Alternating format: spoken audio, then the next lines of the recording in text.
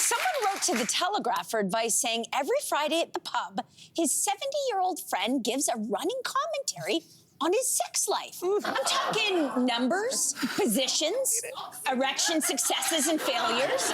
He wants to know if there's a polite way of maybe opting out of these sex bulletins. So how do you deal with a friend who overshares when it comes to this sort of thing? I got a question. Can I opt out of this conversation because it's making me nauseous?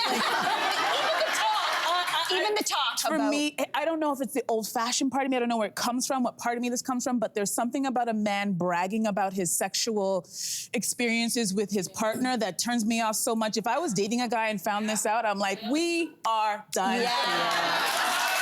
We're done here. Even if he's, okay. Because there's something so disgusting. It's not, you're not being respectful of that person. He's 70. It doesn't, I don't care if he's I don't care if he's 75, 100. There's something about you talking about what you do with your partner in private. Well, here's where it's a double standard. Now, if you start, any one of you start telling me about your sex life, I'm like, girl, talk. Let's hear it.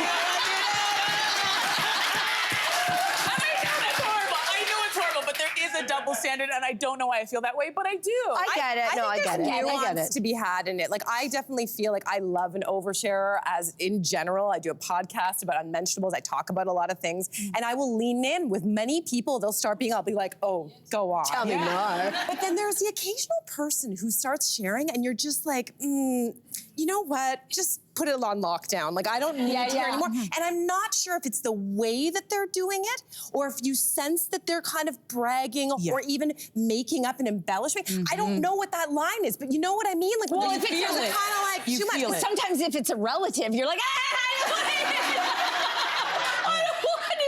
but I love that we all have those friends, like when they do start talking, you're like, yeah, get out the laser pointer, the diagram, the ruler. I'm in, like, tell me everything. But I do understand there's some, I kind of feel joy for this guy. I know it's, I imagine, listen, hear me out. Okay. He isn't with his wife any longer. They separated a year ago. I'm guessing maybe their libidos together maybe ended before that, before they separated. Okay. And so now he's with his friends and he's found love and he's probably doing things he hasn't done in a long time. And instead of talking about the weather, he's just like, guys, did you know that if you take this and he gets out the laser pointer and he pulls down the diagram, shines a laser pointer. I support you, Jess. I can't. I'm going to tell you something. You know, I'm turning 47 next month. If I know that when I'm 70, I can still have great sex. Yes! I'm going to tell you why I love this guy. I totally get the ick because man versus woman. I want to celebrate that. If you are 70, you're a senior, you're 75, you're 80, that you can still be a full human and have great sex. Sure, just keep it to yourself. But you know what? It's a great point. I do wonder why the friends, if you're a good friend, if one of you was oversharing and I was like, oh, why wouldn't I just say, okay, you know what, Cyn? I think I've had enough. Lock it down. Why are none of his friends doing that? You know, maybe there's a problem with your sex life. Yeah.